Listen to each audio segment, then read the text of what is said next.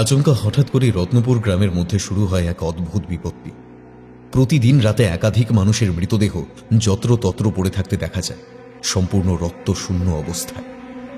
শুধুমাত্র যে মানুষ তেমনটাই নয়, বিভিন্ন নিরীহ পশু পাখি সহ একাধিক গবাদি পশু মারা যায় একইভাবে। সেই মৃতদেহগুলির মধ্যে পাওয়া যায় দুটি তীক্ষ্ণ দন্তরাশির চিহ্ন। এই সমস্যা থেকে পরিত্রাণের আশায় রত্নপুর গ্রামের এক যুবক চিত্রপ্রসাদ ছুটে আসে তারানাথ তান্ত্রিকের কাছে। তারানাথ তান্ত্রিক এবং তার গায়ের এক বন্ধু ভবত শেষে উপস্থিত হয় রত্নপুরে। তারানাথ কি পারবে রত্নপুর গ্রামের ঘটে চলা এই বিপত্তিকে রক্ষা করতে? এই প্রশ্নের উত্তর জানতে হলে আপনাদের মনোযোগ সহকারে শুনতে হবে আমাদের আজকের এই বিশেষ নিবেদন। লেখক সুরজিৎ ঘোষের কলমে তারানাথ তান্ত্রিকের গল্প রত্নপুরে রাত নিঝুম। গল্প পাঠে আমি ব্রতদীপ ও অভিযান। গল্পের সূত্রধার আমি ব্রতদীপ।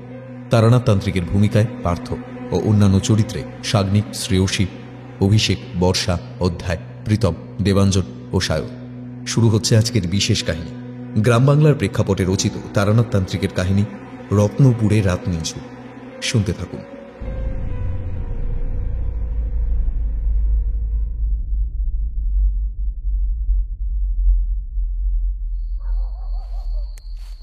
কি ব্যাপার হে ভাই, আজ তুমি এত চুপচাপ কেন? তোমার মতন মানুষ এরকম চুপচাপ তো খুব একটা থাকে না সচরাচর। জীবনানন্দের কথা শুনে শুভ্রনীল খানিকটা হেসে বলল, আরে না না ভাই, সেরকম কোনো কিছু ব্যাপার না। আসলে আজকে যাত্রাপালার ওই রানী পদ্মাবতী শেষ পরিণতিখানা দেখে মনটা বড় ভারাক্রান্ত হয়ে পড়ল। সেই কারণেই হয়তো একটু মনমরা দেখছো। রানী পদ্মাবতীর সাথে রাজা দশরথের মিলন অসমাপ্তই থেকে গেল। কি বলো হে ভায়া? হ্যাঁ ভাই, একেবারে হক কথা বলেছ তুমি। সত্যি গোটা যাত্রা বেশ রোমাঞ্চকর লাগলেও শেষের দিকে চোখের জল আটকে রাখতে পারিনি একেবারেই। আমরা তো আর কম যাত্রা দেখি না, কিন্তু এইরকম বেদনাদায়ক যাত্রাপালা জীবনে বোধহয় খুব অল্পই দেখেছি। সত্যি ভাই, একেবারে হক কথা বলেছ তুমি। আমরা তো প্রচুর প্রচুর যাত্রা দেখে বেড়াই, কিন্তু এরকম বেদনাময় যাত্রা হয়তো এর আগে কখনোই দেখিনি। আর রানী পদ্মাবতীর চরিত্রে যে মহিলা অভিনয় করেছিলেন তাকে সত্যিই প্রশংসা করতে হয়। তিনি প্রশংসারই যোগ্য। ওহ, কি দুর্দান্ত অভিনয়! জীবনানন্দ এবং শুভ্রনীল দুজনেই একে অপরের অত্যন্ত ঘনিষ্ঠ বন্ধু, বা বলা চলে তারা হরিহর আত্মা। তাদের বাড়ি রত্নপুর গ্রামে। জীবনানন্দ এবং শুভ্রনীল উভয়ই যাত্রা ভীষণ ভালোবাসে। যেখানে যে গাঁয়ে যাত্রার খবর তারা পায় সেখানেই দেখতে যায় দুই বন্ধু মিলে। আজ তাদের গ্রাম রত্নপুর থেকে বেশ কিছুটা তফাতে একটি গ্রামে যাত্রাপালা অনুষ্ঠিত হচ্ছিল। সেখানে যাত্রা দেখতে গিয়েছিল তারা। ফিরতে ফিরতে বেশ অনেকটাই রাত্রি হয়ে গেল। বর্তমানে তারা নিজেদের মধ্যে কথোপকথনে অত্যন্ত ব্যস্ত। আজ খুব সম্ভবত অমাবস্যা, সেই কারণেই আকাশে এতটুকু চাঁদ ওঠেনি। কেবলমাত্র কয়েকটা নিষ্প্রভ নক্ষত্র বহু দূর থেকে যেন অভ্র কণার মতো এদিকে ওদিকে ছড়িয়ে ছিটিয়ে রয়েছে বিক্ষিপ্তভাবে। অন্ধকারের মাত্রা এখন এতটাই বেশি যে সামান্য কয়েক হাত তফাতে কি রয়েছে তা দেখা পর্যন্ত দুঃসাধ্য হয়ে দাঁড়িয়েছে। রত্নপুর গ্রামের মূল রাস্তায় পা রাখতেই কেমন যেন গাটা শিরশির করে ওঠে জীবনানন্দের। একটা শীতল বাতাসের দমকা হাওয়া যেন ঝাঁপিয়ে পড়ে তার ওপর। গাটা কেমন যেন ভারী হয়ে যায় মুহূর্তের মধ্যে। শুভ্রনীল ততক্ষণে নিজের মনেই গুনগুন করে গান গাইতে গাইতে এগিয়ে চলেছে। শরীরটা কেমন যেন ছমছম করে ওঠে জীবনানন্দের। সে উপলব্ধি করে তার হৃদয়ের মধ্যে একটু একটু করে একটা সূক্ষ্ম ভয় যেন দানা বাঁধতে শুরু করেছে। জীবনানন্দ যে খুব একটা ভীতু প্রকৃতির ছেলে তেমনটা একেবারেই নয়। এর আগেও তারা বেশ কয়েকবার বিভিন্ন গ্রামে যাত্রাপালা দেখে অনেক রাত করে গ্রামে ফিরেছে, কিন্তু কই কোনোবার তো এইরকম অস্বস্তিকর অনুভূতি তার হয়নি। এত ভয় তার লাগেনি। তবে এবার তার হলো কি? এইসব কথা ভাবতে ভাবতেই জীবনানন্দ মশগুল হয়ে পড়েছিল। আর ঠিক এমন সময় শুভ্রনীল রাস্তার মধ্যে থমকে দাঁড়িয়ে পড়ে। পিছন ফিরে তার দিকে তাকিয়ে বলল, কি ব্যাপার হে ভায়া? বেশ অনেকক্ষণ ধরেই দেখছি তুমি কেমন যেন ভাবনা চিন্তায় চিন্তিত হয়ে পড়েছ। কি এত ভাবছো তুমি? শুভ্রনীলের কথায় প্রথমটা চমকে উঠল জীবনানন্দ।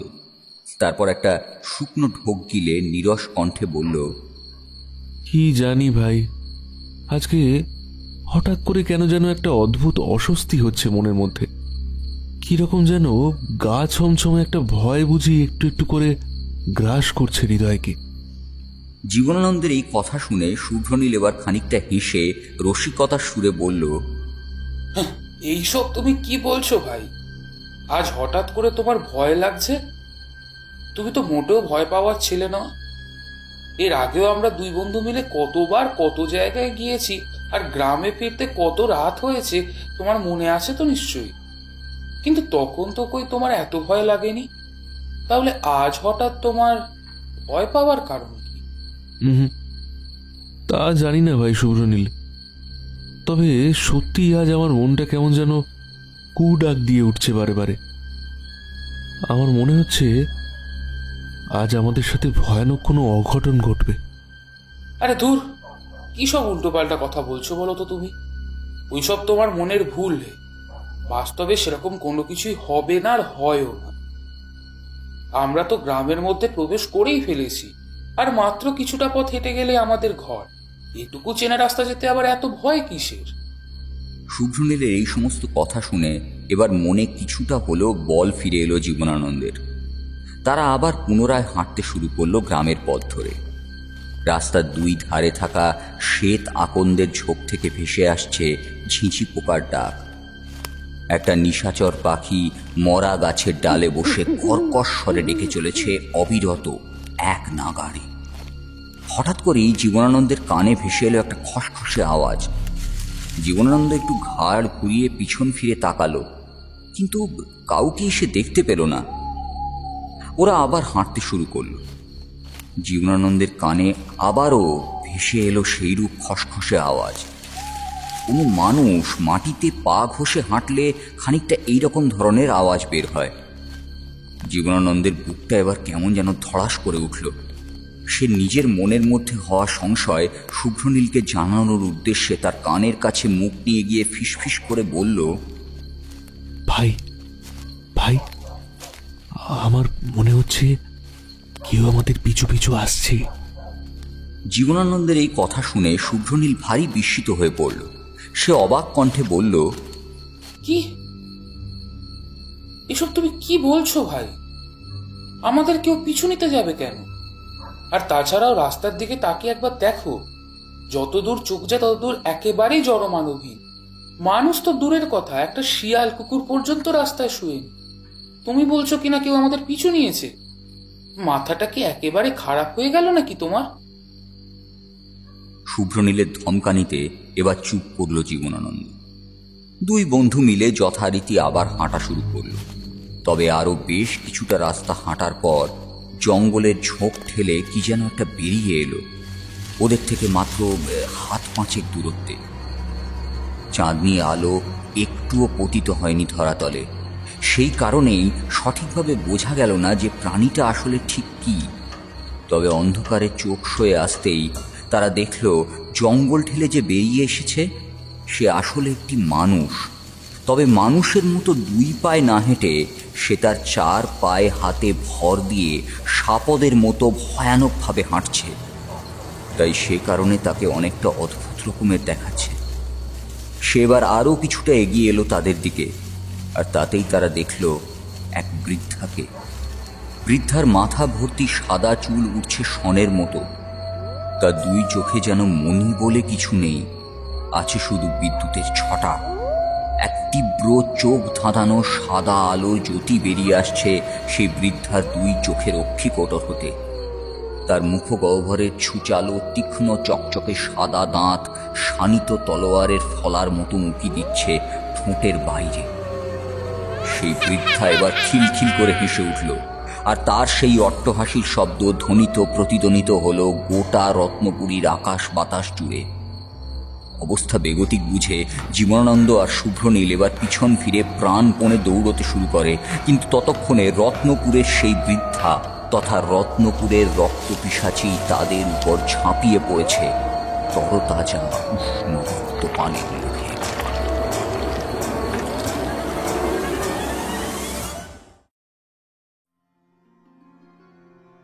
সকালে ঘুম থেকে ওঠা মাত্রই আমি দেখলাম ঝমঝম করে মুষলধারে বৃষ্টি আরম্ভ হয়েছে। আকাশের দিকে তাকাতেই দেখতে পেলাম গগন জুড়ে চাপ চাপ কালো মেঘরাশি জমতে শুরু করেছে। আকাশময় আজ শুধুই মেঘের সামিয়ানা। সে কারণেই সূর্যদেব একটিবারের জন্য হয়তো তিনি তার মুখ দর্শন করাতে পারেননি, তাই কেমন যেন অন্ধকারাচ্ছন্ন হয়ে আছে সমগ্র প্রকৃতি ও পরিবেশ। রাস্তার দিকে তাকাতেই দেখলাম মানুষজনের কোনো পাত্তা নেই।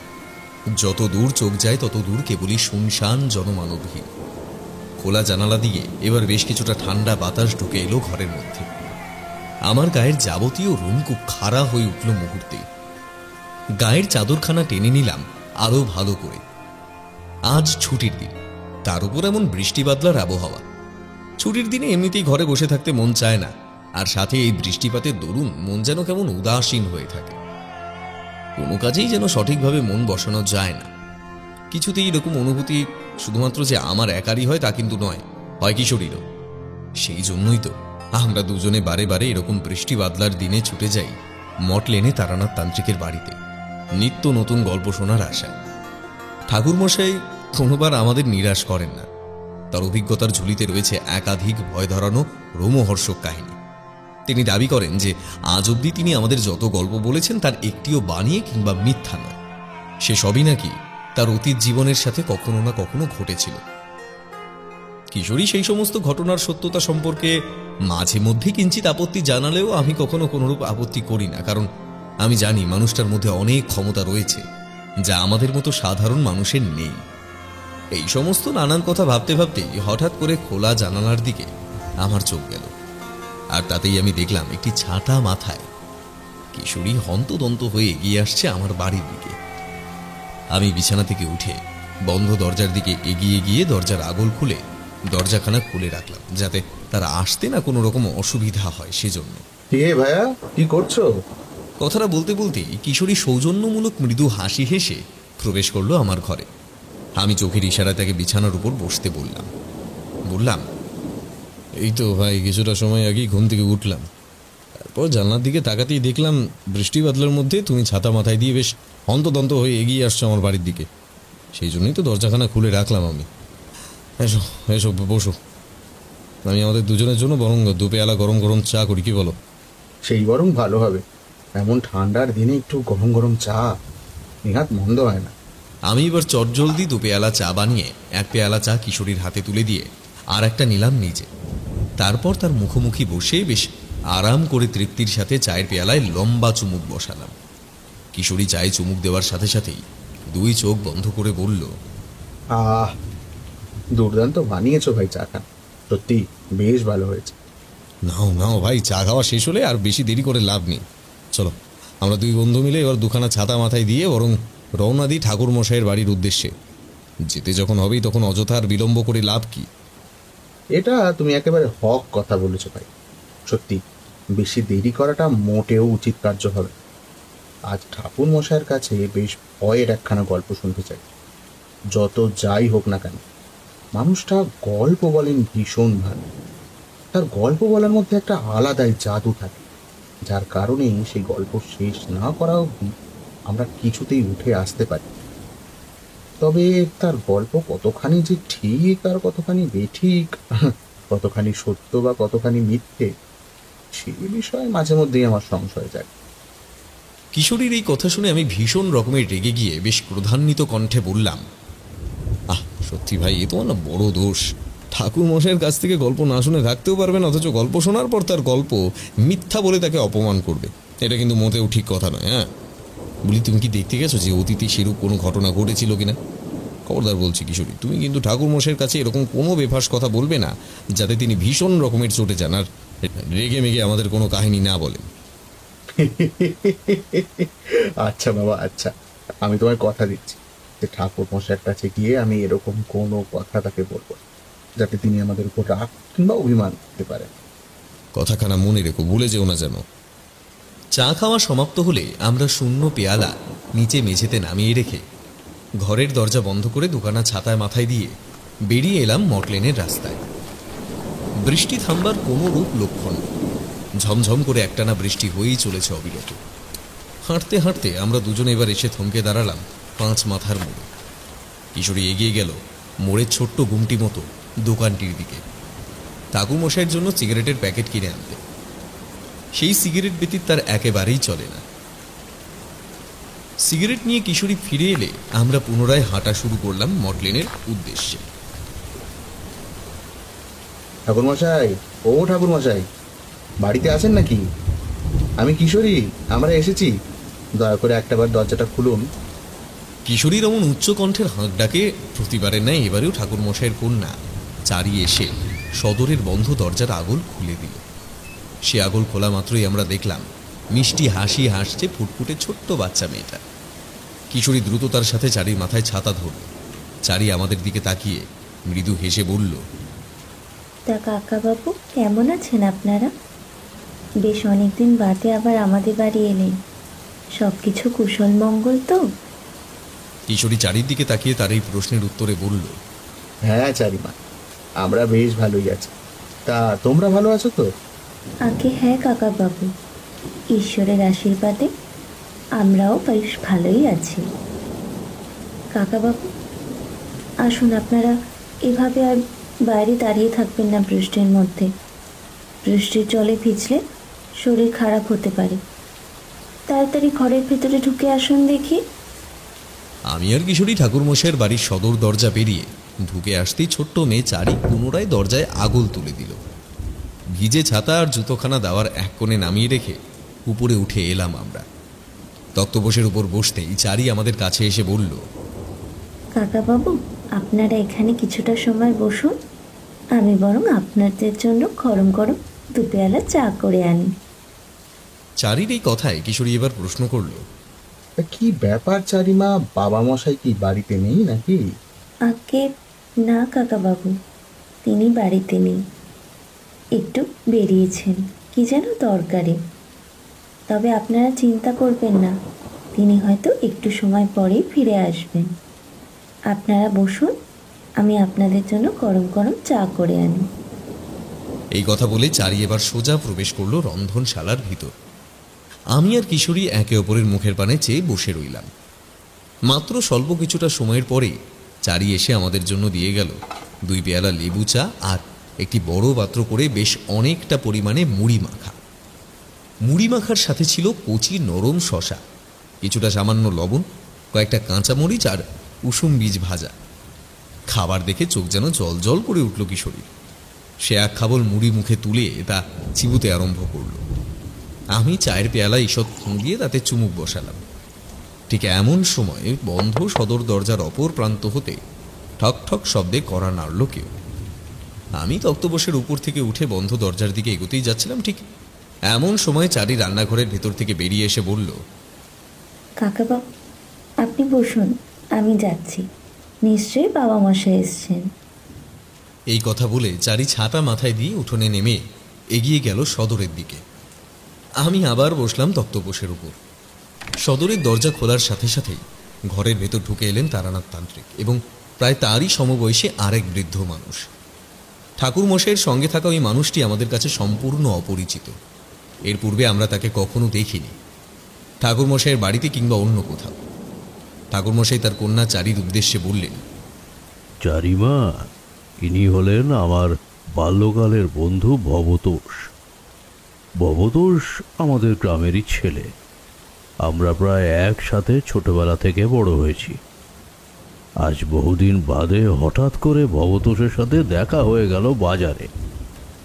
সে আজ এই শহরেই এসেছিল কোনো এক প্রয়োজনীয় কাজ মেটাতে। রাস্তায় ভবতোষের সাথে দেখা হওয়া মাত্রই আমি তাকে একরকম জোর করেই নিয়ে এলাম আমাদের বাড়িতে।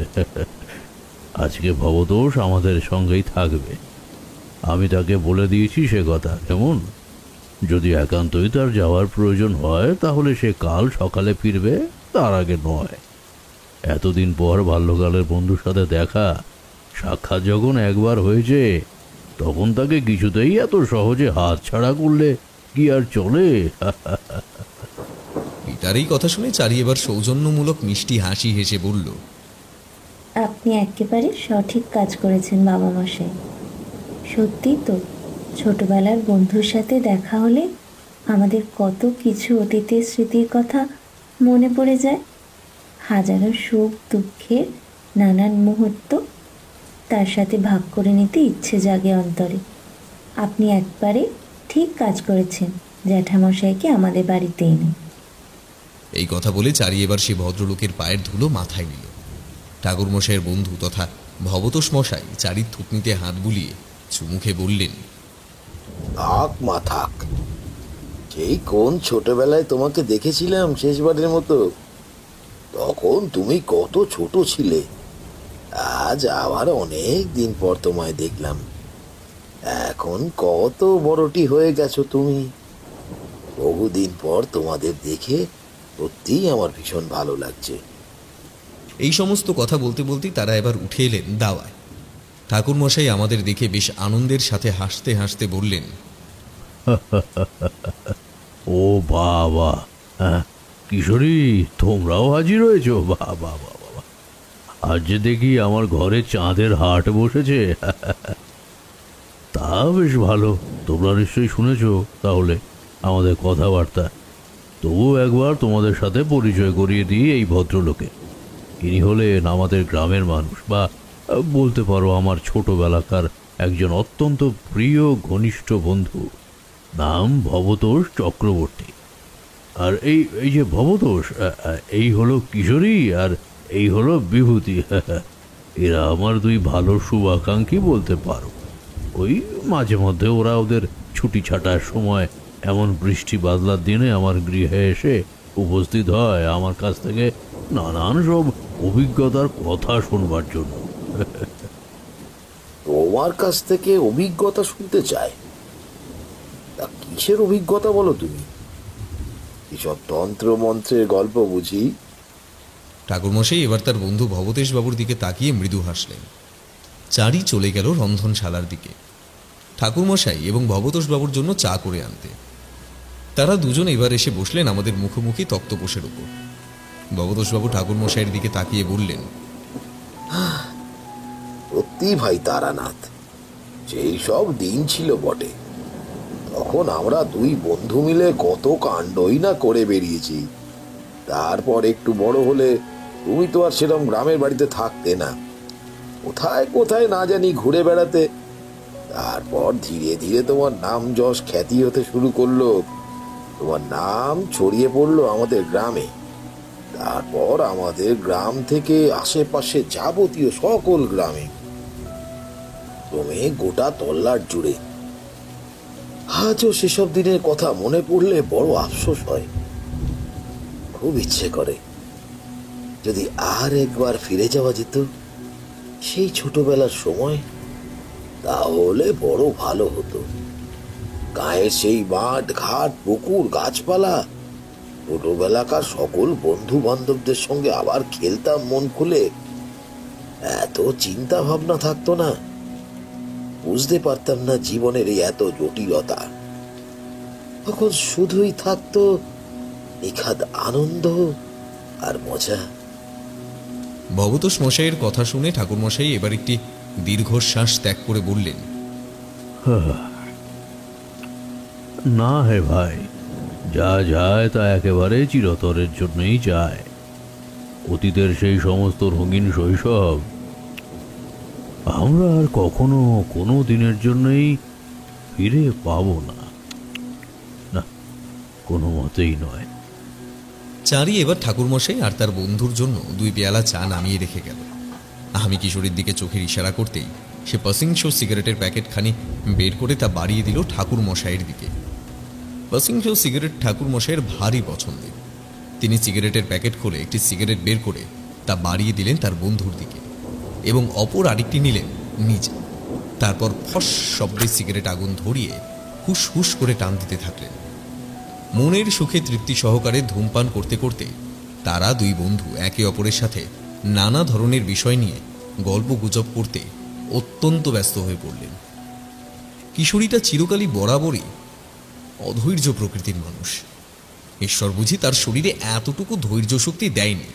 সেই কারণেই সে বলে উঠল, নিন ঠাকুরমশাই, এবার তাহলে একখানা ভালো বেশ ভয়ে ধরানো লোমহর্ষক গল্প বলে শোনান দেখি।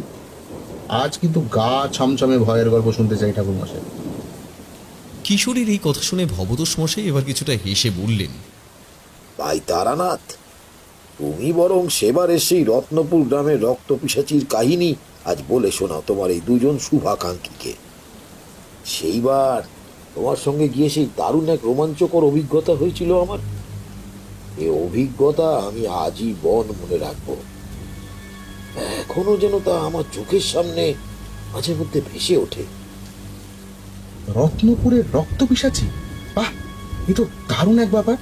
ঠাকুরমশাই আর মোটে বিলম্ব করবেন না, আপনি বরং আজ সেই কথাই তবে বলুন। কি ঘটেছিল রত্নপুর গ্রামে তা শুনতে ভীষণ উদ্গ্রীব হয়ে পড়েছি আপনার।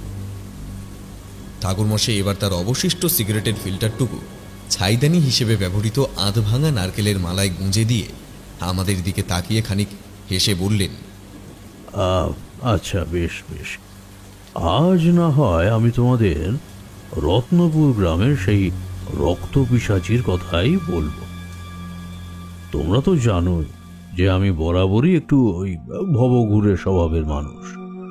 অতীতে দীর্ঘদিন একটানা কোনো জায়গায় থাকতে আমার মন চাইতো না, তাই বিভিন্ন অচেনা অজানা জায়গায় ঘুরে বেড়িয়েছে কেবলমাত্র নিজের খেয়াল খুশি অনুযায়ী, আর পরমেশ্বরের উপর অপরিসীম ভরসা রেখে। সেইবার মধুপুর নামের এক গ্রাম থেকে ঘুরে আসার পর কয়েকটা দিন কাটানোর জন্য আমি গৃহে ফিরে এসেছিলাম।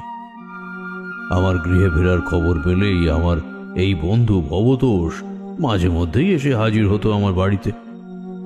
ওর সাথে নানান ধরনের কথাবার্তা বলতাম আমি। তোমরা যেমন আমার কাছ থেকে সেসব কাহিনী শুনতে চাও মাঝে মধ্যে, ও সেরকম আবদার করত সেই সমস্ত ঘটনা বলার জন্য। ভবতোষের সাথে আমি বসে গল্প করতাম, ঘন্টার পর ঘন্টা কখন যে সময় কেটে যেত এভাবেই বুঝতেই পারতাম।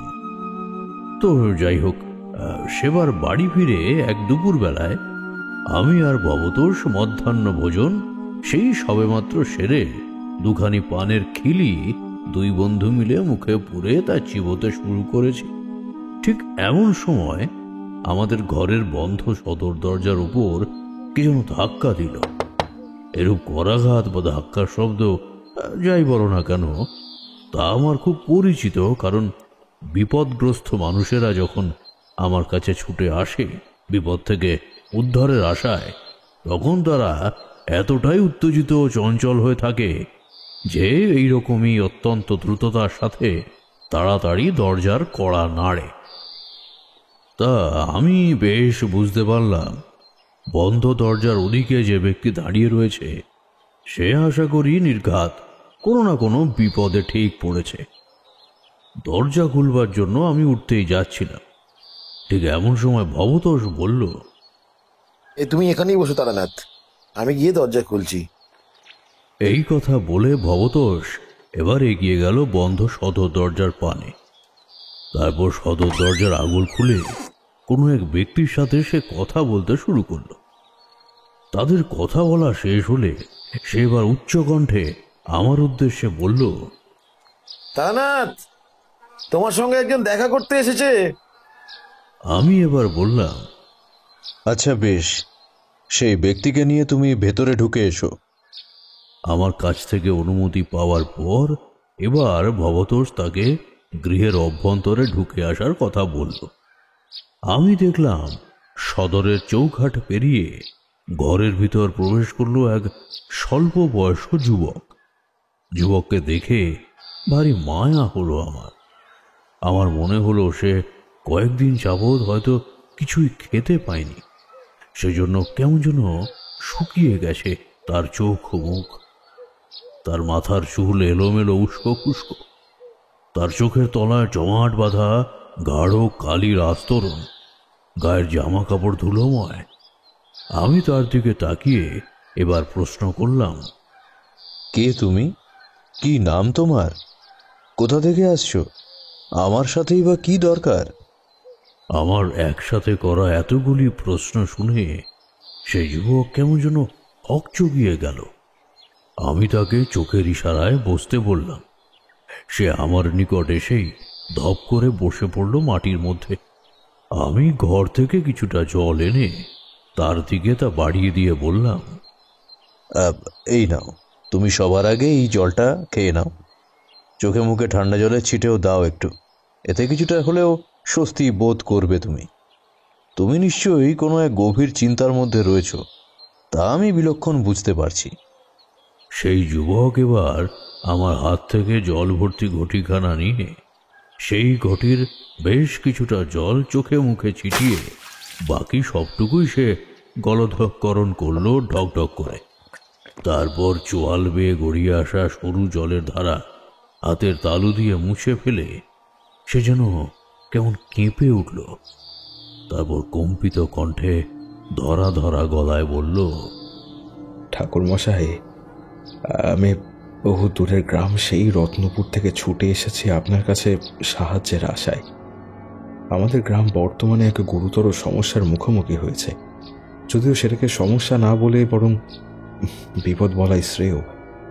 আপনাকে যেভাবেই হোক সে বিপদের হাত থেকে আমাদের উদ্ধার করতেই হবে। আপনি কেবলমাত্র আমাদের একমাত্র ভরসা। আপনি না বললে আমি কিন্তু কিছুতেই শুনব না। আমাদের গ্রামের ওপর ঘনিয়ে এসেছে ভয়ঙ্কর অশনি এক ঝড়। যেভাবেই হোক সেই ঝড় আপনাকে থামাতেই হবে ঠাকুরমশাই। এতকাল যাবৎ অনেক মানুষের মুখ থেকে আপনার অনেক প্রশংসা ও সুখ্যাতি শুনেছি, তাই আমি জানি যে আমাদের এই বিপদ থেকে যদি কেউ উদ্ধার করতে পারে তাহলে সেটা কেবলমাত্র আপনিই পারবেন। আপনি ছাড়া অন্য কেউ নয়। আচ্ছা, সবই তো না হয় বুঝলাম, কিন্তু তার আগে তুমি তোমার নাম পরিচয়খানা দাও তো। তারপরে বলো তোমাদের গ্রামে ঠিক কি হয়েছে এমন যার জন্য তুমি এতটাই বিচলিত এবং এত দূর থেকে আমার সাহায্যের প্রার্থনা করতে এখানে ছুটে এসেছো। সবকিছু খোলসা করে বললে তবেই না আমি বুঝতে পারবো। বলো। ছি, দেখেছেন কাণ্ড। ঠাকুরমশাই, আমাকে মার্জনা করবেন। এতক্ষণ ধরে আপনার সাথে আমি এতগুলো কথা বললাম, অথচ নিজের নাম ধাম আমি বলতেই ভুলে গিয়েছি। আমার নাম চিত্রপ্রসাদ। আমি সেই উত্তরের গ্রাম রত্নপুরের বাসিন্দা। ঠাকুরমশাই, কি বলবো আপনাকে, আমাদের গ্রামে রীতিমতো মৃত্যু ঝড় শুরু হয়েছে। গায়ের মধ্যে প্রতি রাতে অজস্র অগণিত মানুষ যারাই বাইরে বের হচ্ছে, কোনো কারণে কিংবা অকারণে পরদিন সকালে ভোরের আলো ফুটলে তাদেরই মরদেহ পাওয়া যাচ্ছে। তবে তাদের মৃতদেহ সম্পূর্ণ রক্তশূন্য অবস্থায় মিলছে। সাদা ফ্যাকাশে হয়ে যায় প্রতিটি মৃতদেহ। শুধুমাত্র সেই রূপ রক্তশূন্য অবস্থায় মানুষের মৃতদেহ পাওয়া যাচ্ছে তাই নয়, থরে থরে মারা যাচ্ছে নিরীহ পশু পাখি সহ বিভিন্ন গবাদি পশু। কেউ রেহাই পাচ্ছে না তার থেকে। সবাই এক এক করে পরিণত হচ্ছে তার শিকারে। চিত্রপ্রসাদের মুখ থেকে এই বিবরণ শুনে আমার কপালে এবার ভ্রুকুটি দেখা দিল। আমি এবার তার উদ্দেশ্যে প্রশ্ন করলাম, কি ব্যাপার চিত্রপ্রসাদ? তুমি বারবার তার বলতে আসলে কার কথা বলছো? কে তোমাদের কাউকে রেহাই দিচ্ছে না? সবাই কার শিকারে পরিণত হচ্ছে প্রতি রাতে? আমি দেখলাম আমার এই কথা শুনে চিত্রপ্রসাদের মুখ জুড়ে যেন একটা ভয়ের কালো মেঘ ঘনিয়ে এলো। সে থেমে থেমে কাটা কাটা ভাবে উত্তরে বলল, প্রতিটা মৃতদেহের কোনো না কোনো এক অংশে পাওয়া যাচ্ছে দুটি বৃহৎ বড় বড় মাপের দন্তের চিহ্ন। কেউ যেন সারা রাত্রি যাবৎ তাদের রক্ত চুষে খেয়েছে। আমাদের গ্রামের অধিকাংশ মানুষই অনুমান করছে এ কোনো ভয়ানক পিশাচিনীর কাজ। ঠাকুরমশাই, যা কিছু ঘটছে তার আগাগোড়াই আপনাকে খোলসা করে বললাম। এতটুকু কোনো কিছু গোপন করিনি আপনার থেকে। এবার আপনি বিচার বিবেচনা করে দেখুন কি করা উচিত আর কি করা অনুচিত। আপনি যদি দয়া করে একটিবার আমার সাথে আমার গ্রামের রত্নপুরে যান তাহলে সত্যি বড় উপকৃত হই। সেখানে আপনাকে বড়ই প্রয়োজন। আমি যাব চিত্রপ্রসাদ, অবশ্যই যাব তোমার সাথে তোমাদের গ্রামে। বিপদগ্রস্ত মানুষদের বিপদের কথা জানার পর আমি যে চুপ করে বসে থাকতে পারি না মোটে। বিপদ থেকে মানুষদের উদ্ধার করাই যে আমার প্রধান কাজ, আমার মূল কর্তব্য। আমার কথা শুনে ভবতোষ এবার বলল, ভাই তারানাথ, তোমার কাছে আমার একটি আর্জি আছে। আরজি আছে? হ্যাঁ হ্যাঁ, বলো কি বলবে বলো। আমিও তোমার সঙ্গে যেতে চাই রত্নপুর গ্রামে।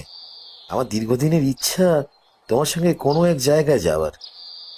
দেখো, তোমার মুখ থেকে তো আমি অনেক বিচিত্র সব অভিজ্ঞতার কথা শুনেছি, কিন্তু সেই সব সরাসরি প্রত্যক্ষ করার সুযোগ হয়নি কখনো কোনোদিন। তাই এবারে আমি তোমার সঙ্গে যেতে চাই এই গাঁয়ে। রত্নপুর গ্রামের মানুষদের কিভাবে তুমি বিপদের হাত থেকে রক্ষা করো তা আমি কিন্তু নিজের চোখে দেখতে চাই। এ তুমি কি কথা বলছো হে ভবতোষ? তা হয় না। তুমি জানো না এইসব বিপদে ঝাঁপিয়ে পড়া ঠিক কতখানি ঝুঁকিপূর্ণ কাজ। আমার সাথে আমার পরমেশ্বরের আশীর্বাদ রয়েছে, তাই আমার কিচ্ছুটি হবে না। তাছাড়াও আমি নিজেকে নিয়ে এতটুকুও চিন্তা করি না। কিন্তু তুমি আমার সাথে গেলে আমি যে ভীষণ দুর্বল হয়ে পড়বো বন্ধু। তোমাকে নিয়ে আমার মনের মধ্যে নানান ধরনের দুশ্চিন্তার সৃষ্টি হবে। আমি তোমাকে কথা দিচ্ছি তারানাথ, আমাকে নিয়ে তোমার চিন্তা করার মতো কোনো কাজই আমি করব না। আমার আর ভবতোষের কথাবার্তার মাঝে এবার চিত্রপ্রসাদ বলে উঠল, আচ্ছা বেশ বেশ।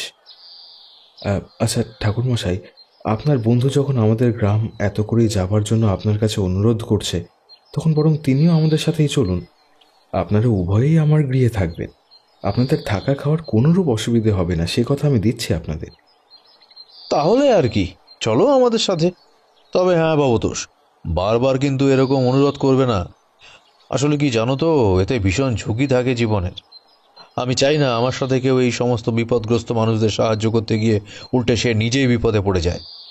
যাও, তুমি তোমার ঘরে গিয়ে কিছু প্রয়োজনীয় জিনিসপত্র সংগ্রহ করে নাও, আর বাড়িতে সকলকে জানিয়ে দাও এই বিষয়ে, কেমন? আমিও ঝোলার ভেতর গুছিয়ে নিচ্ছি আমার কিছু নিত্য প্রয়োজনীয় তন্ত্রক্রিয়ার সামগ্রী। স্বল্প কিছুটা সময় বাদে ফিরে এসো আমার গৃহে, তারপর একসাথে মিলে না হয় রওনা দেব রত্নপুর গ্রামের উদ্দেশ্যে, কেমন? আচ্ছা বেশ, ঠিক আছে ঠিক আছে, তাহলে ভাই আমি এবার এলাম। এই কথা বলে ভবতোষ একরকম প্রায় আনন্দে লাফাতে লাফাতে চলে গেল তার বাড়ির দিকে। আমিও বাড়িতে সবাইকে জানিয়ে দিলাম যে আমাকে একটিবার রওনা হতে হবে রত্নপুর গ্রামে।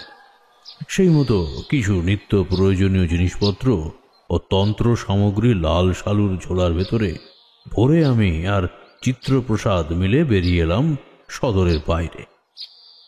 সদরের বাইরে এসে সামনের দিকে তাকাতেই দেখলাম আমার বন্ধু ভবতোষ এগিয়ে আসছে আমাদের দিকেই। তারপর আর কি, আমরা তিনজনে মিলে এবার গরুর গাড়িতেই উঠে বসলাম। আমাদের উঠে বসার সাথে সাথে গরুর গাড়ির চালক হালকা করে চাপড় মারল গরু দুটির পিঠে, আর তাতেই গড় গড় করে গাড়ি গড়াতে আরম্ভ করল। আমাদের গ্রাম থেকে রত্নপুর গ্রামের দূরত্ব অনেক বেশি না হলেও যেহেতু বেলা একেবারে শেষের দিকেই ছিল, তাই সেই গ্রামে পৌঁছতে পৌঁছতে সন্ধ্যার গাঢ় অন্ধকার নেমে এলো চরাচর জুড়ে। রত্নপুর গ্রামের রাস্তায় আমাদের গাড়ি প্রবেশ করার সাথে সাথে আমার হৃদয়ের মধ্যে একটা অদ্ভুত বাজে অনুভূতি কোথা থেকে এসে যেন ভিড় জমালো। আমার মনের মধ্যে বেশ তীব্রভাবে বেজে উঠল সেই বিপদ ঘণ্টাটা। আমি বুঝলাম এখানে ভয়ানক রকমের অশুভ কোনো কিছু ঘটছে, যার ইঙ্গিত ঈশ্বর আমায় দিলেন। চারিদিকে তাকাতেই দেখলাম পথ ঘাট একেবারে শুনশান ফাঁকা। এমন সন্ধ্যার সময় গভীর রাতের থমথমে নিস্তব্ধতা যেন বিরাজ করছে গোটা গ্রামে। গাড়ির চালক একটা ছোট্ট টিমটিমে লণ্ঠন জ্বেলে দিল। গাড়ির মধ্যে দুলকি চালে তুলতে লাগলো সেই লণ্ঠন। একবার এদিক থেকে ওদিকে, আবার ওদিক থেকে এদিকে। দোদুল্যমান সেই মৃদু সোনালি আলোর ছটা কিছুতেই যেন হেঁটে উঠতে পারল না চারপাশের বিভৎস কালো কুৎসিত দানবের ন্যায় ঘন অন্ধকারের কাছে। একটা দমকা হাওয়ায় হঠাৎ করে লণ্ঠনের আলো নিভে গেল। কয়েকবার চেষ্টার পরেও আর কিছুতেই জ্বালানো গেল না সেই লণ্ঠন। আমার মনে হলো কেউ যেন চায় না এই গ্রামের রাস্তায় এমন অন্ধকারের মধ্যে হঠাৎ করে এতটুকু এক চিলতে আলো জ্বলে উঠুক। বাতাসের বুকে কান পেতে আমি শোনার চেষ্টা করলাম কোনো কিছু।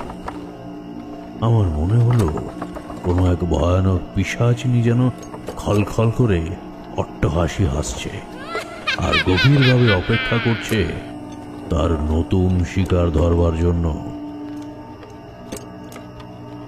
আরো কিছুটা রাস্তা যাওয়ার পরেই আমার নজরে পড়ল অদ্ভুত কিছু একটা সরীসৃপের মতো এঁকে বেঁকে বুকে ভর দিয়ে যেন এগিয়ে আসছে আমাদের দিকে। ঘুটঘুটে অন্ধকারের মধ্যে প্রথমেই আমি বুঝতে পারলাম না যে জিনিসটা আসলে ঠিক কি। আমার হৃদয়ের মধ্যে সেই অদ্ভুত বিপদ ঘণ্টাটা কিন্তু বেজে উঠল বেশ জোরালো ভাবে। আমি উপলব্ধি করলাম আমার চারপাশের বাতাস যেন কেমন ভার হয়ে উঠছে ধীরে ধীরে। আঁধারে চোখ নিঃশ্বাস নিতেও খুবই কষ্ট হচ্ছে আমার। আঁধারে চোখ সয়ে আসতেই এবার আমাদের দৃষ্টিগোচর হলো এক অদ্ভুত ভয়ানক দৃশ্য, যা দেখা মাত্রই আমার সাথে থাকা চিত্রপ্রসাদ জ্ঞান হারিয়ে লুটিয়ে পড়ল গরুর গাড়ির মধ্যে। গাড়ির চালকেরও অবস্থা ততক্ষণে তথৈবচ। ঠাকুরমশাই এবার একটু চুপ হতেই কিশোরী প্রশ্ন করল, কেন ঠাকুরমশাই, কি এমন দৃশ্য দেখলেন আপনারা যার কারণে আপনার সাথে থাকা গরুর গাড়ির চালক এবং চিত্রপ্রসাদের ওইরূপ অবস্থা হলো? কিশোরীর এই প্রশ্ন শুনে ঠাকুরমশাই এক অদ্ভুত দৃষ্টিতে তিনি তাকালেন আমাদের দিকে। তার চোখের মধ্যে যেন এক অচেনা অভিব্যক্তি ফুটে উঠল। তিনি এবারে থমথমে গলায় বললেন, আমরা উপস্থিত চারজনে দেখলাম মাঝ রাস্তায় ধুলোর মধ্যে সরীসৃপের মতো চার হাতে বয় কিংবা বলতে পারো বুকে ভর দিয়ে হাঁটতে হাঁটতে আমাদের দিকে এগিয়ে আসছে এক বৃদ্ধা। তবে সেই বৃদ্ধাকে দেখেই আমি বুঝলাম যে আসলে সে সাধারণ কোনো মানুষ নয়। তার মাথার সাদা চুল দমকা বাতাসের সাথে উঠছে এলো পাথাড়ি ভাবে। অক্ষিগটর থেকে ঠেলে যেন বেরিয়ে আসতে চাইছে তার দুই চোখ। সাদা বিজলির ছটা বহির্ভূত হচ্ছে চক্ষুদয় হতে। লৌহ শলাকার ধারালো ফলার মতো তীক্ষ্ণ দন্তরাশি বেরিয়ে এসেছে মুখ গহ্বরের বাইরে। অন্ধকারের কারণে তার মুখমণ্ডল পরিষ্কার করে সঠিকভাবে দেখা গেল না, তবে তার হাতে বড় বড় ধারালো নখ ছিল, এটুকুনি আমি দেখেছি। পরনে ছিল তার এক টুকরো মলিন শাড়ি। সেই সাদা শাড়ির আঁচল বন বন করে উঠছে সনসনে হাওয়ার সাথে। চিত্রপ্রসাদের কখন যেন জ্ঞান ফিরে এসেছিল। সে আমার কানের কাছে মুখ এনে ফিসফিস করে বলল, ঠাকুরমশাই, এই হলো এই গ্রামের সেই ভয়ানক রক্ত পিশাচি যার কথা আপনাকে বলেছিলাম এর পূর্বে। এই পিশাচিকে আমি কখনো দেখিনি, এই প্রথমবার আপনার সাথে তারে প্রত্যক্ষ করলাম। চিত্রপ্রসাদের কথাগুলো আমার যেন কান অবধি প্রবেশ করল না। আমাদের থেকে মাত্র সামান্য কিছু তফাতে থাকা সেই বৃদ্ধাই যে আসলে এক ভয়ানক অপশক্তি তা তো আমিও জানি বিলক্ষণই। তাই চিত্রপ্রসাদের সেসব কথায় আমি বিন্দুমাত্র কর্ণপাত করলাম না। আমি ততক্ষণে মনোযোগ সহকারে সেই বুড়ি তথা রক্তপিশাচির গতিবিধি লক্ষ্য করছি খুব নিখুঁতভাবে। হিংস্র বাঘিনী যেমন দীর্ঘদিন ক্ষুধার্ত থাকার পর আচমকা হঠাৎ করে কোনো নিরীহ শিকার পাওয়ার আনন্দে ঝাঁপিয়ে পড়ার প্রস্তুতি নেয়, সেই ভয়ানক রক্তপিশাচিও পুরোপুরি একইভাবে নিজের দেহটাকে পিছন পানে টেনে নিল প্রবল আক্রোশের সাথে সম্মুখভাগে ঝাঁপিয়ে পড়ার জন্য। মহা আনন্দে সে এবার মারাত্মক রকমের খিলখিল করে হেসে উঠল। তার সেই হাসির শব্দ যে কি সাংঘাতিক ভয় ধরানো তা তোমাদের ভাষায় বলে ব্যক্ত করতে পারবো না আমি, সে করা যাবেও না। ভবতোষ ততক্ষণে চুপটি মেরে বসে দেখছিল সমস্ত কিছু। সে যেন তার বাকশক্তি হারিয়ে ফেলেছিল। এবার সে কিছুটা স্বাভাবিক হয়ে আমার পানে চেয়ে কাতর কণ্ঠে বলল, এবার কি হবে ঠাকুরমশাই? এই ভয়ানক অপশক্তির হাত থেকে রেহাই পাবার উপায় কি? আমি এবার মনে মনে কাল ভৈরব এবং মধুসুন্দরী দেবীকে স্মরণ করে বেশ ভালোভাবে গাত্রবন্ধন করে নিলাম। আমার নিজের এবং আমার সাথে উপস্থিত সকলেরও সেটাই করলাম, যাতে ওই ভয়ানক অপশক্তি আমাদের কারো কোনো রকম ক্ষতি করতে না পারে সেই জন্য। রক্ত পিশাচি আমাদের হত্যা করে তরতাজা রক্ত পান করার লোভে দৌড়ে এলো আমাদের দিকে, কিন্তু আমাদের সামনে আসা মাত্রই সে যেন কোনো এক অদৃশ্য বলয়ে ভীষণ রকমের বাধাপ্রাপ্ত হয়ে ছিটকে পড়ল আমাদের থেকে কয়েক হাত তফাতে। সেই আঘাত সে কিছুতেই মেনে নিতে পারল না। রক্ত পিশাচি তার নিজের দুই বাহু দুই দিকে মেলে ধরে এক প্রবল চিৎকার করল। তার সেই চিল চিৎকার শুনে ভূমিকম্পের ন্যায় থরথর করে কেঁপে উঠল রত্নপুরের মেদিনী। নৈশকালীন নিস্তব্ধতা একেবারে ভেঙে খান খান হয়ে গেল মুহূর্তের মধ্যে। সেই রক্ত পিশাচি এবার মাটির মধ্যে থেকে উঠে গায়ের সমস্ত ধূলিকণা ঝেড়ে পুনরায় দ্বিতীয়বারের জন্য দৌড়ে এলো আমাদের দিকে। ভয়ে ততক্ষণে সকলে যেন কাঠ হয়ে গিয়েছে। আবারও তার দ্বিতীয়বারের এই প্রচেষ্টা পুরোপুরিভাবে বিফল হলো। সে ভীষণ রকমের আঘাতপ্রাপ্ত হয়ে তড়িৎ বেগে ছিটকে গেল অনেক দূরে। এবার যেন কিছুটা অসহায় নিরুপায় বলে মনে হলো সেই রক্ত পিশাচিকে, যা দেখে আমি তার উদ্দেশ্যে হাসতে হাসতে গাম্ভীর্যপূর্ণ স্বরে বললাম, কি ব্যাপার, হ্যাঁ? কি হলো রত্নপুরের রক্ত পিশাচি? পারলে না বুঝি আমাদের রক্ত পান করে নিজের ক্ষুধা নিবারণ করতে? তবে আমি তোমাকে সাবধান করে দিচ্ছি, যদি নিজের ভালো চাও তাহলে এক্ষুনি এই মুহূর্তে তুমি এই মর্তভূমি ছেড়ে প্রবেশ করো পাতালের ওই গর্ভে। তা না হলে কিন্তু তোমার বিনাশ অনিবার্য। কিশোরী ফের প্রশ্ন করল, আপনার কথা শুনে রক্ত পিশাচি কি এবার তাহলে সত্যি সত্যি পাতাল গর্ভে প্রবেশ করলো ঠাকুরমশাই? ঠাকুরমশাই তার দিকে তাকিয়ে মৃদু হেসে বললেন, আরে না না, দুষ্ট প্রেতাত্মারা কখনো এত সহজে কি কারো কথা শুনে? সেও শুনল না, আমার কথা সে একেবারেই কানে তুলল না।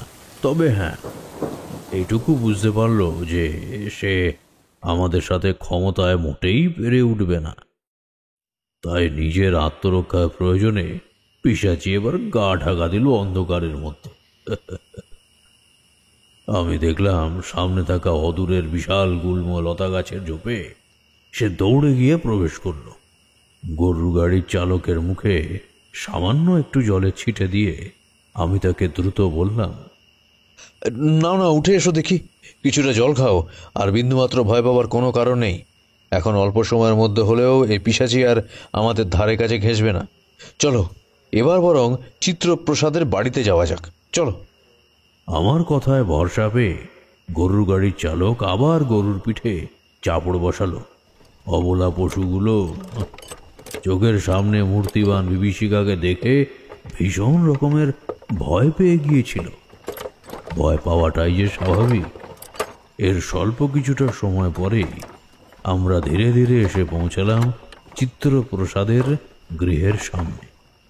আসুন ঠাকুরমশাই, আপনারা এবার এক এক করে নেমে আসুন গাড়ি থেকে। আমার বাড়ি চলে এসেছে। ওই যে সামনের ওই বাড়িটি দেখছেন না, হ্যাঁ ওটাই আমার বাড়ি। সামনের দিকে তাকাতেই আমি দেখলাম এক বিশাল প্রাসাদ সমতুল্য বাড়ি রয়েছে। সেখানে চিত্রপ্রসাদের সাথে কথা বলে বুঝলাম তাদের যৌথ পরিবার।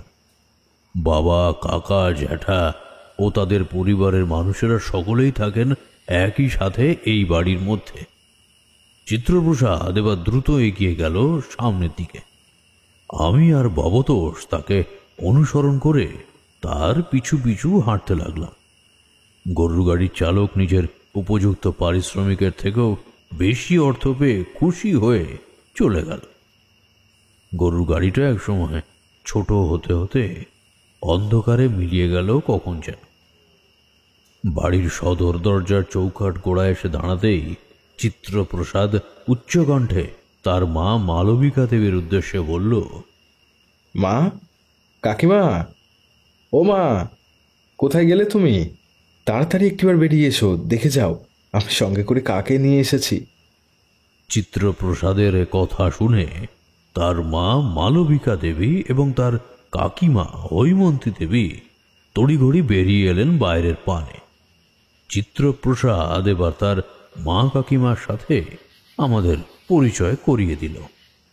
মা, ইনি হলেন সেই বিখ্যাত তন্ত্র সাধক তারানাথ চক্রবর্তী, যাকে আমাদের এখানকার সকল মানুষ তারানাথ তান্ত্রিক নামেই চেনেন। আর ইনি হলেন ঠাকুরমশাইয়ের বাল্যকালের অত্যন্ত ঘনিষ্ঠ বন্ধু ভবতোষ মশাই। ঠাকুরমশাই বড় দয়ালু প্রকৃতির মানুষ, তাই তো তিনি আমাদের এক কথায় আমাদের গ্রাম রত্নপুরে ওই রক্তপিশাচিনের কথা শুনে ছুটে এসেছেন আমাদের নিরীহ গ্রাম মানুষদের এই ঘোর সংকটের হাত থেকে পরিত্রাণ দেবার জন্য। এই জন্যে আমি তার কাছে সারাটা জীবন কৃতজ্ঞ থাকব। আহ চিত্তপ্রসাদ, তোমাকে আর কতবার বলবো যে আমি যা করেছি বা করছি সেটা আমার কর্তব্য। বিপদগ্রস্ত মানুষদের বিপদের কথা শুনলে আমি কিছুতেই চুপ করে হাত পা গুটিয়ে বসে থাকতে পারি না। যে বিপদগ্রস্ত মানুষদের বিপদ থেকে উদ্ধার করাই যে আমার মূল কর্তব্য, আমার প্রধান কাজ, সেরকমটাই আদেশ ছিল আমার গুরুদেবের আমার প্রতি। আমি আমার গুরুদেবের আদেশ কখনো কোনো দিনের জন্য অমান্য করিনি, তাই আমাকে ধন্যবাদ বা কৃতজ্ঞতা জানানোর কিচ্ছুই নেই। আপনি আমাদের প্রণাম গ্রহণ করুন ঠাকুরমশাই। আমাদের সত্যি বড় সৌভাগ্য যে আপনি স্বয়ং আমাদের গ্রামে এসে উপস্থিত হয়েছেন এই রক্তপিশাচের হাত থেকে আমাদের গ্রামের সাধারণ মানুষদের উদ্ধার করার জন্য। আপনি দয়া করে কিছু একটা করুন ঠাকুরমশাই, দয়া করে কিছু একটা করুন। চোখের সামনে তিলে তিলে শেষ হয়ে যেতে দেখছি কত শত চেনা পরিচিত মানুষদের। কোথা থেকে যে ভয়ানক পিশাচের আগমন ঘটল তা আমরা কেউই বুঝে উঠতে পারছি না। এখন আপনি যা কেবলমাত্র আমাদের একমাত্র ভরসা। এই সমস্ত কথা বললেন চিত্রপ্রসাদের মা মালবিকা দেবী। তিনি নত হয়ে আমার চরণধুলি মাথায় নিতেই যাচ্ছিলেন, কিন্তু আমি তাকে সে কার্য হতে বাধা দিয়ে বললাম, ছি ছি ছি ছি, এ আপনি কি করছেন কি? হ্যাঁ, দয়া করে আমায় প্রণাম করবেন না। আমি এমনিতেই আপনাদের পরিবারের সকলকে আশীর্বাদ করছি যাতে ঈশ্বর আপনাদের মঙ্গল করেন। তিনি সর্বদা যেন আপনাদের উপর সদয় দৃষ্টি দান করে থাকেন। জানো মা, আসার সময় আমরা সেই ভয়ানক রক্তপিশাচের মুখোমুখি হয়েছিলাম। একেবারে সামনাসামনি দেখলাম সেই ভয়ানক অপশক্তিকে। উফ, কি বলবো তোমাদের, কি বিভৎস সেই পিশাচের বাহিক রূপ, কি ভয়ানক তাকে দেখতে। সেই রকম সে মারাত্মক হিংস্র প্রকৃতির। নেহাত আজ আমাদের সাথে ঠাকুরমশাই ছিলেন, তাই সে কারণে যাত্রায় রক্ষা পেলাম। তা না হলে যে কি হতো তা স্বয়ং ঈশ্বরই জানেন। চিত্রপ্রসাদের মুখ থেকে এই কথা শুনে তার কাকিমা হৈমন্তী দেবী এবার বেশ ঘাবড়ে গিয়ে বললেন, সে কি রে বাবা, এ কি ভয়ানক সাংঘাতিক কথা বলছিস? আসুন আসুন ঠাকুরমশাই, আপনাদের উপর দিয়ে বেশ অনেক ধকল গেছে, তা বিলক্ষণ আন্দাজ করতে পারছি। আপনারা আর বাইরে এভাবে দাঁড়িয়ে থাকবেন না, ভেতরে ঢুকে আসুন দয়া করে। একটু চোখে মুখে জলের ছিটে দিয়ে হাত পা ভালোভাবে ধুয়ে বৈঠকখানায় যান। আমি বরং আপনাদের জন্য একটু চা জলের ব্যবস্থা করি। দিদি চলো গো, একবার রান্নাঘরের দিকে চলো দেখি। চিত্রপ্রসাদ, বাবা তুই ঠাকুরমশাইদের নিয়ে ঘরের ভেতরে ঢুকে আয়, দেখিস ওনাদের যেন কোনো রকম এতটুকু অসুবিধা না হয়, তাদের যত্ন আত্মীয়তে যেন কোনো ত্রুটি কিংবা খামতি না থাকে। ঠাকুরমশাই, আপনি আসুন আমার সাথে, আমি আপনাকে আমাদের কল ঘরে নিয়ে যাচ্ছি, সেখানে ভালো করে হাত পা ধুয়ে নেবেন। চলুন। আর ভবতোষ মশাই, আপনিও কিন্তু দাঁড়িয়ে থাকবেন না, আসুন আমাদের সাথে। এই কথা বলে চিত্রপ্রসাদ এবার এগিয়ে গেল ভিতর বাড়ির দিকে। আমি আর আমার বন্ধু ভবতোষ এবার তাকে অনুসরণ করে তাদের কল ঘরের দিকে পা বাড়ালাম। সেখানে গিয়ে ঠান্ডা জলে হাত পা ভালোভাবে ধুয়ে চোখে মুখে ঠান্ডা জলের ছিটে দিয়ে আমরা এসে বসলাম বৈঠকখানায়। চিত্রপ্রসাদের নির্দেশে আমাদের জন্য ভালো করে তামাক শেষে আনলো তাদের বাড়ির একজন কর্মচারী। গড়গড়ার নলে বেশ আমোদ করে টান দিলাম আমি আর আমার বন্ধু ভবতোষ। চিত্তপ্রসাদের ঘর দুয়ারের অবস্থা বেশ ভালো, চারিদিকে বড় বড় জানালা, সেই জানালায় ঝুলছে বিশাল বিশাল দামি রঙিন কাপড়ের পর্দা। ঘরের মধ্যখানে রয়েছে একখানি খুব সুন্দর ফুলদানি। সেই ফুলদানির মধ্যে থেকে মিষ্টি ফুলের সুবাস ছড়িয়ে পড়ছে গোটা ঘরময়।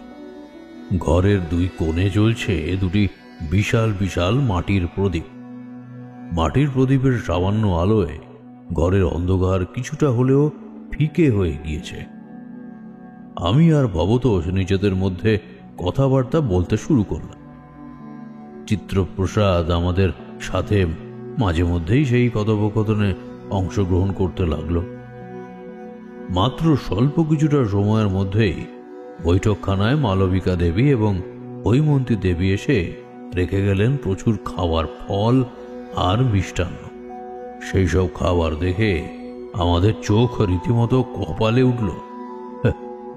স্বল্প কিছু খাবার মুখে তুলে একটু ঠান্ডা জল পান করলাম বড় তৃপ্তিতে। তৃষ্ণায় আমাদের গলা যেন একেবারে শুকিয়ে গিয়েছিল।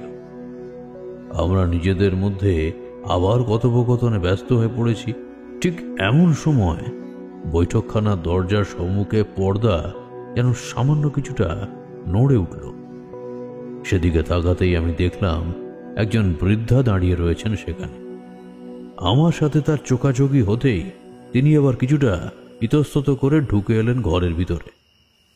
আগে দাদা বাবু, তোমাদের জন্য এই দুনিখানা মা ঠাকুরুনে রেখে যেতে বলল, সেই জন্যই আমি এলাম একটিবার এই বৈঠকখানায়। এই কথা বলে সেই বৃদ্ধা এবার চলে গেলেন বৈঠকখানা ছেড়ে। তিনি চলে যেতেই আমি চিত্রপ্রসাদের দিকে তাকিয়ে প্রশ্ন করলাম, ইনি কে চিত্রপ্রসাদ? ঠাকুরমশাই, ইনি হলেন বর্ণপ্রভা ঠাকুরমা। এই গাঁয়েই তার বাড়ি। 3 কুলে আর তার কেউ নেই। তিনি আমাদের বড় ভালোবাসেন। দিনের অধিকাংশ সময় আমাদের গৃহেই থাকে। বৃদ্ধার মুখটা যেন আমার চোখের সামনে ভেসে উঠল। বর্তমানে তার মাথার অধিকাংশ চুলেই পাক ধরেছে। মাথার অবিন্যস্ত চুল খোঁপা করে বাঁধা পিছন দিকে। কপালে একটি ছোট্ট শ্বেত চন্দনের তিলক আঁকা, গলায় তুলসী কাঠের মালা, 2 চোখ বড় মায়ায় ভরা, এবং তার পরনে শ্বেতশুভ্র সাদা ধবধবে শাড়ি। তবে সেই বৃদ্ধাকে দেখে আমার যেন কিরকম একটা অদ্ভুত অস্বস্তিকর অনুভূতি হলো। তোমরা তো জানোই যে কোনরূপ অশুভ শক্তি যদি আমার খুব কাছাকাছি চলে আসে তাহলে আমি তার একটা বিশেষ গন্ধ পাই। আমার হৃদয়ের মধ্যে এক অদ্ভুত অনুভূতি খেলা করে। সেই ক্ষমতা আমার রয়েছে মধুসুন্দরী দেবীর আশীর্বাদে। আমি কিন্তু ঠিক সেই রকম হুবহু সেই রকম গন্ধ পেলাম বাতাসের মধ্যে। তাই বর্ণপ্রভা দেবীকে আমি একটু সন্দেহের চোখেই দেখলাম। তবে প্রথমেই আমি তখনই চিত্রপ্রসাদ কিংবা আমার বন্ধু ভবতোষকে সে বিষয়ে কোনো কিছুই বললাম না। সেই রাতটা কেটে গেল ওই রকম ভাবেই। পরের দিন সকালবেলায় আমার সাথে আবারও বেশ কয়েকবার চোখাচোখি হলো বর্ণপ্রভা দেবীর। আমি দেখলাম তিনি কেমন যেন একটা অদ্ভুত দৃষ্টিতে তাকিয়ে রয়েছেন আমার দিকে। তার 2 চোখের চাউনির মধ্যে অন্তর্নিহিত রয়েছে যেন গূঢ় কোনো রহস্য। আমি চিত্রপ্রসাদের কাছে এসে বললাম, আচ্ছা চিত্রপ্রসাদ, তোমাদের গ্রামে বর্ণপ্রভা দেবীর বাড়িটা ঠিক কোনখানে? চিত্রপ্রসাদ আমার মুখে হঠাৎ এইরকম প্রশ্ন শুনে রীতিমতো বেশ অবাক হলো।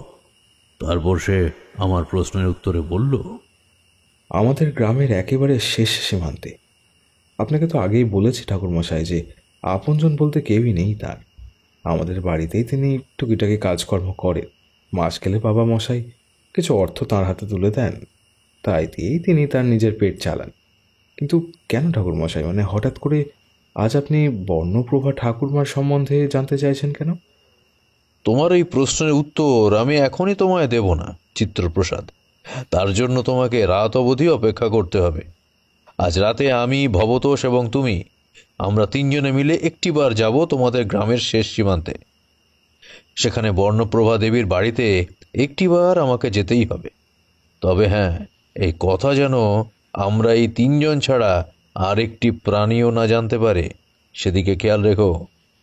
আমার এই কথা শুনে ভবতোষ এবার বলল, কেন তারানাথ, তুমি কি ওই বর্ণপ্রভা দেবীকে সন্দেহ করছো নাকি? আহ ভাই ভবতোষ, এখনই এত প্রশ্ন করো না হে। ধৈর্য ধরে অপেক্ষা করো, রাত্রি নাম্বার। আজ রাতেই তোমরা তোমাদের সকল প্রশ্নের উত্তর পেয়ে যাবে। আমার কথা এবার চুপ হলো ভবতোষ এবং চিত্রপ্রসাদ।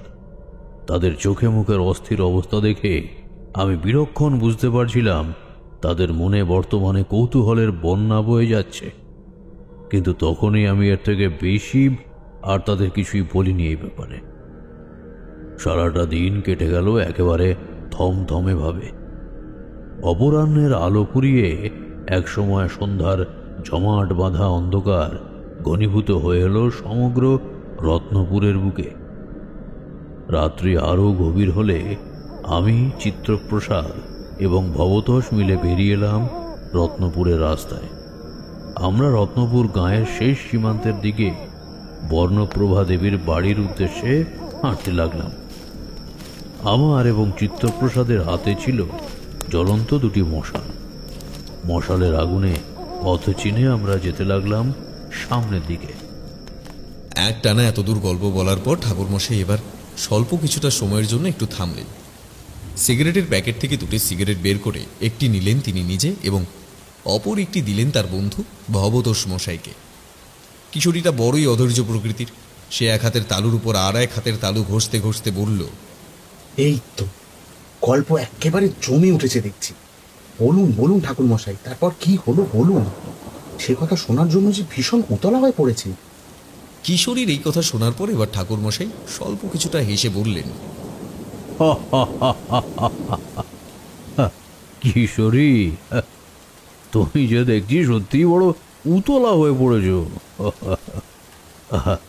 আচ্ছা আচ্ছা, বেশ বেশ, হ্যাঁ শোনো তবে তারপর ঠিক কি ঘটল।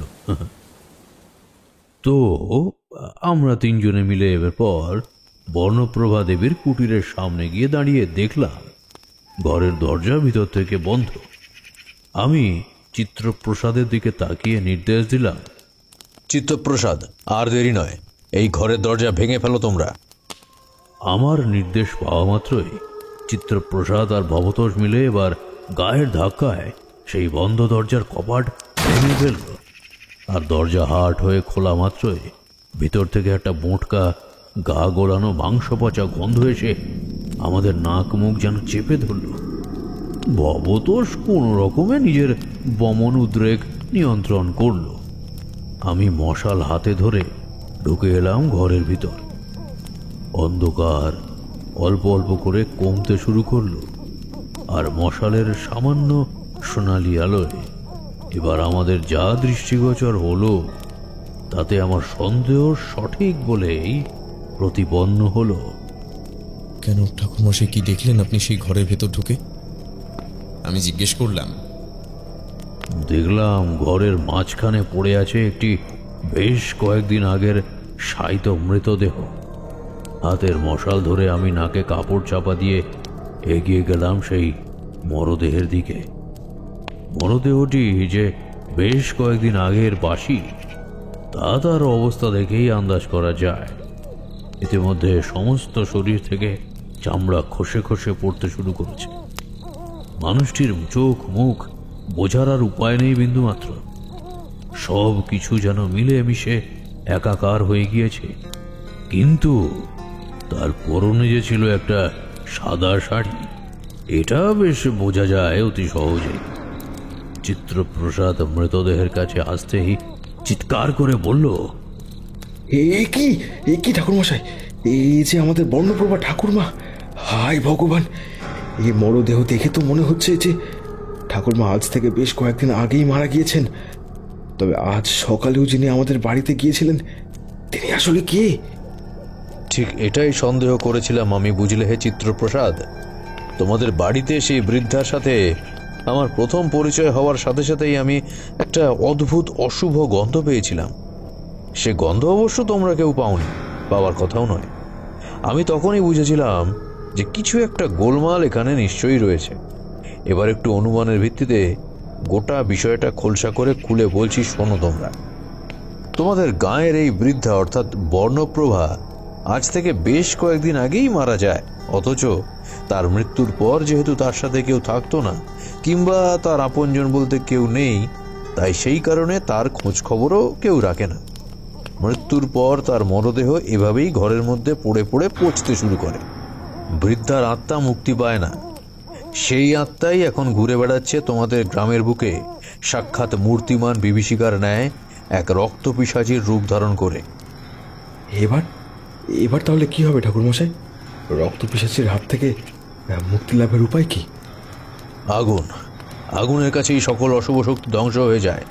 চিত্রপ্রসাদ, তাই আগুনের দ্বারাই তার বিনাশ ঘটানো সম্ভব। তুমি আর ভবতোষ, তোমরা দ্রুত এই ঘর পরিত্যাগ করো। আমি এই মরদেহের মধ্যে আগুন লাগিয়ে বেরিয়ে আসছি। বর্ণপ্রভার দেহ এই গৃহের সাথে পুরো ছাই হয়ে যাক।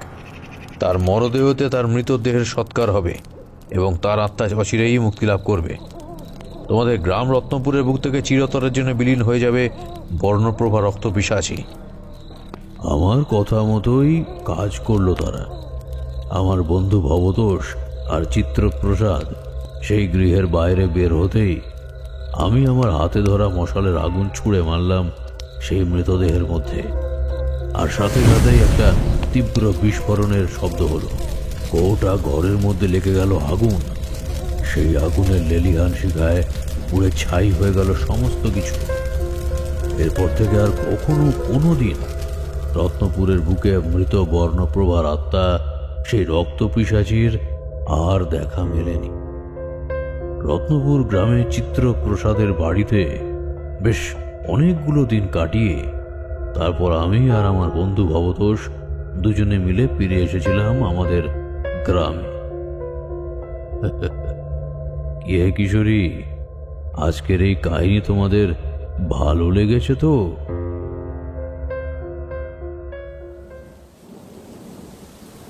ঠাকুরমশাইয়ের এই প্রশ্নের উত্তরে এবার আমি বলে উঠলাম, কি যে বলেন ঠাকুরমশাই, আপনি আমাদের গল্প বলেছেন আর তা আমাদের পছন্দ হয়নি বলি আজ অবধি কি এরকম কোনো ঘটনা কবু ঘটেছে?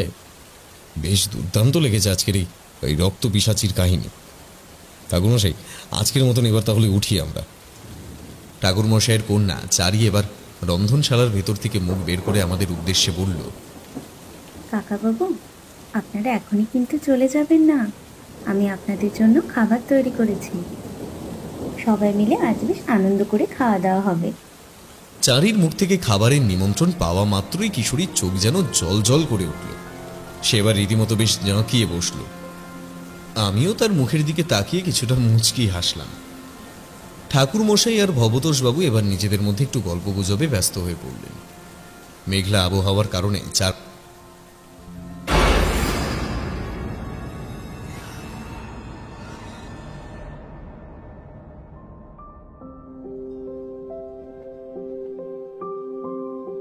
শুনছিলেন লেখক সুরজিৎ ঘোষের কলমে তারানাথ তান্ত্রিকের গল্প রত্নপুরের রাত নিঝুম। সম্পাদনা এবং কাস্টিংয়ে সৌরভ এবং মেঘনা, পরিচালনা এবং ভিডিওর ভিজুয়াল এফেক্টসে সৌরভ, এডিটিংয়ে সায়র ও পোস্টার ডিজাইনে কৃষ্ণেন্দু মণ্ডল। আমাদের গল্পগুলি ভালো লেগে থাকলে লাইক করে দেবেন এবং আপনাদের মূল্যবান মতামত কমেন্ট করে জানাতে ভুলবেন না। আরও নতুন নতুন গল্প শুনতে চ্যানেলটি সাবস্ক্রাইব করে পাশে থাকা বেল আইকনটি প্রেস করে দেবেন, যাতে নতুন কোনো গল্প এলে তার সরাসরি সবার আগে নোটিফিকেশন চলে যায় আপনার কাছে। শুনতে থাকুন।